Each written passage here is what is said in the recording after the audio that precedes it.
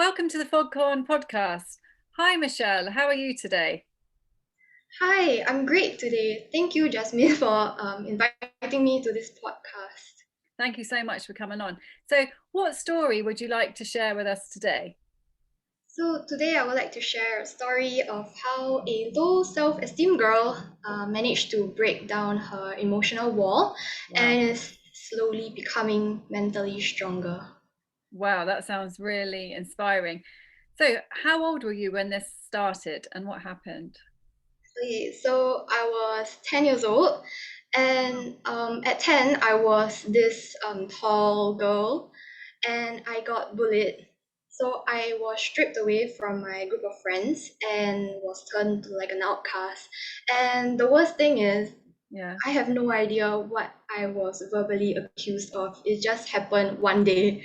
Really? So they gossip behind my back. They made funny comments. They even vandalized my table, just like a small portion of it. Wow. Wait, So let's just go back. So you were yeah, 10 years old, you were yes, at school, everything was fine, everything was fine. and then suddenly the next day you went to school. What happened? And Yeah. yeah, it just happened on that day.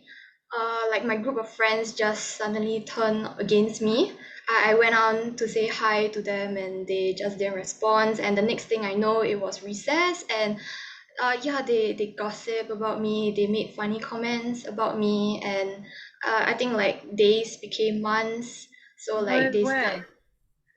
they start doing bolder actions. So like they vandalized my table and yeah, they went around the class and telling other students what they had against me, which until this day I still have no idea what it is.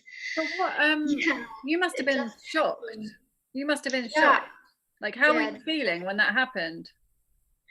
I grew really small, like emotionally small, and became really insecure about myself because I thought maybe it was because of my body or my height, because I was about 160 cm back in 10 years old.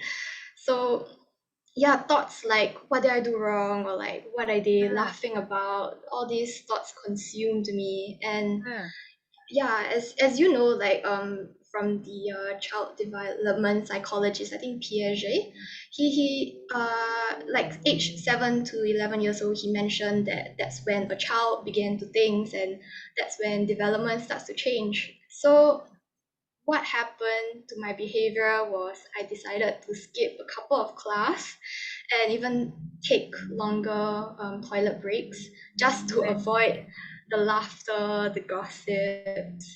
And I began to act tough on the outside, and I just in hopes that they won't bother me that much. Did you So did you ever mm, say anything to them like, what's happened? Like, you were my friend yesterday. What's happened today? yeah, I did, but they just ignored me. They gave me a cold shoulder and they just walk off. So yeah, so because of this, like because of the behaviors that happen, I grew in this. I developed like a change of behavior. So I, instead of facing my problems, I ran away and Yeah, I built this tough exterior, this shield yeah. or like a wall that allows me to behave in a way that nothing gets to me. But thankfully, it only lasts about a couple of months, and after that, it's okay from then on. That's a long time. So you were 10 and I this was 10. and it went on for a couple of months. So that's every day for a couple of months. Yeah. And I guess like when this happened, it just changes you, and you bring this behavior, this change of behavior to preteen. So at teenager, like about 13 years old, I went to high school, and what's worse is I was conformed by the society pressure to like be included in a group because I don't want that to happen again because Yeah, it's painful, right? Yeah. yeah. So I did manage to find a group. However, they are a group of friends that are not really great in a sense because they bullied another girl. No way. And what's worse is I'm in this group, but I was just a bystander. I didn't take part of the bullying. I was just in the group. I was just at the back row, just witnessing everything from gossips to like verbally talking to that person and like just condoning and like saying all the bad stuff to this person. That's So horrendous. yeah, And you probably knew what she was feeling because you had been through yeah, that. Did you? So you just couldn't do anything. You just felt I like couldn't you do anything. Yeah, so that's when like I felt really incompetent. Like why what am I so afraid of? Like to stand against like my group of friends. So yeah, I just felt really disappointed in myself and like that's when like the bricks of the wall starts to build up. I start I start feeling more like low self-esteem because of this. oh, And yeah, because of guilty, that, feeling yeah, guilty. yeah, feeling guilty and I feel like yeah, like I should partake in this so that I can belong in this group. And that made me feel even more guilty because of yeah, it made me feel incompetent as well. Like why am I unable to speak up? So yeah, like like when you hang out with a bunch of group that is like some sort of like popular group. So we keep hanging out and my grades went down and that's when I Sorry, told did myself, they yeah, were the group that you were hanging out with, were they yeah. always bullying somebody? Like, was that what they were doing all the time? Or was it? Most of the time, Oh, they'll be gossiping about this one person, then to the next person. So yeah, so that's like the story that I had for like high sure. school, and I think that's when I realized that my grades are actually important because my future depends on that grades. So How I come, left. sorry, how come your grades were suffering then? Were you spending more time with your Yeah, friends? Like, yeah. they didn't want to work, or how did that affect your not working?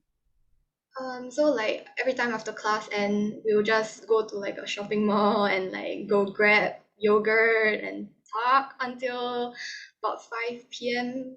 in the evening and then by then I'll be too tired to study and yeah, that cycle just repeats. Even to the point that sometimes I may skip doing my homework. Wow. And do you think you were like with them most of the time because you were scared of being bullied again, or you were just with them for other reasons? I was scared because I don't want to be in that position that I was in primary school. Yeah, in 10 years old. Yeah, yeah. So, and of course, like this, like some sort of like pressure to society pressure to be inside of a group so that you feel like accepted and like you feel like you belong in the group. Yeah. So yeah, I start doing all these hangouts and neglect my studies and but the good thing is I did manage to leave because my grades were really rock bottom back then. So I decided to take a change and pursue good grades. But the thing is, when you spend about 2 years fooling around, you feel like you're lacking so much in your studies. So that's what I felt. I felt inadequate. I felt incompetent towards my studies, and my grades were not that amazing. And during all So, of, sorry to interrupt, during all of this time, like, did you have anyone to speak to? Like maybe your parents or the teachers or a friend? Like, did you have anyone to talk to about this? yeah, I do speak to my parents, but their advice were like just just be tough, be firm in what you're gonna say, and then they will sooner or later be not interested in like Mm, because like maybe to them like bullying is like um it's just a one kind of just one moment kind of thing, so it will pass by eventually once like the group have like a juicier information about another person. So they told me to hang on and just to be firm in what I was about to say and make sure that I'm not doing anything wrong so that they won't pick on me. and did that help you? Um, in a way, yes, but at the same time, no, because I do felt like I need to be in a group because like yeah, like I want to feel belong, I want to feel accepted in like a social group. So yeah, I think that's when like the bricks starts piling up. So I also felt at this point of time it was my O levels. I really have to buck up on my studies in order to get the grades that I want. So, but the thing is, I still am failing at certain subjects. So no matter how much I tried, no matter how much effort I studied for like a particular subject, it's still not the grade that I want. So I felt even more upset How with old were you myself. at this point? How old were you then? It was about 15. Okay, okay. And were you still Yeah. with this group? No, I have completely left Ah. this group. Oh wow. Yeah. Okay. So you just decided that's it. Yeah, that's it. Because yeah, thankfully because what made sense to me is my parents managed to intervene and told me, okay, your grades are actually more important than what is happening right now. And so I think they did knock some sense on me, and yeah, I just decided, okay, I really need to focus on my exams, and in this case is the O-level examination. Okay. So thankfully, I did manage to pass and get the grades that I want. But then again, I think this is like the peak of teenage, like about 18, 19. That's when I think this is the period of time where I use social media the most. So I start having this negative social comparison to other people. So like how they portray themselves on social media, they look so pretty, look so skinny, and like they are enjoying all these like vacations in like all different parts of the world. And I just felt small, emotionally small. Like why am I not there? Why am I not pretty enough? Why not beautiful enough? So it just piles on, and I just look at myself at like why am I so small? Why am I feeling it so small? Why do I keep running away from my problems and like being tough all the time? So I yeah, then opportunities do came, and yeah, I think I was doing better in school. I was even offered a leadership position in my club, but then I think I still felt lack of confidence in my abilities, even though like I've been complimented that yeah I've done the best that I have did, Yeah. but I just felt like I could do more, and Wasn't yeah, enough. I wasn't Yeah. enough. Yeah. So yeah, so because of all these experience, and especially what triggered it at 10 years old was I just built this wall, and unconsciously I just keep piling the bricks higher and higher just to keep people like at arm's length. So yeah, I just got tired of like believing and giving all my best just to like, fail in like the aspects, my studies, competitions or whatsoever. And I just felt alone at that point of time. Yeah. I keep failing. I've been rejected many times. So because of that, like I was scared of opening up again. And yeah, I thought it wasn't safe to express my emotions. So yeah, that's when the world just grew higher and higher. Wow. And what happened then? How did you like begin to trust and open up and build your self-esteem? Mm. Okay, I think it just happened recently, like when I was age 21. So I managed to graduate from my diploma's course, and what struck me instantly was, oh no, where am I gonna go? What major I'm gonna do? Where to go? What I'm supposed to do? So it's in a way, it's like it's a rock bottom for me where I can't escape my problems. Um, there's no like cubicle for me to like run away to and like just hide myself, and Yeah. I can't act tough, right? Because I this is something serious that is like going to affect me for like the next 50 years of my life. So I can't act tough in this aspect. So I was just like crying or wailing. I was disappointed because I didn't know what to do, and yeah, I was just lost, confused. Did you have anyone And to talk to? at this point, it's again my parents, Okay. because yeah, I'm just really blessed with like supportive parents that knows how to talk to me, and like, and thankfully like someone that I could trust, so I can pour all this out to them.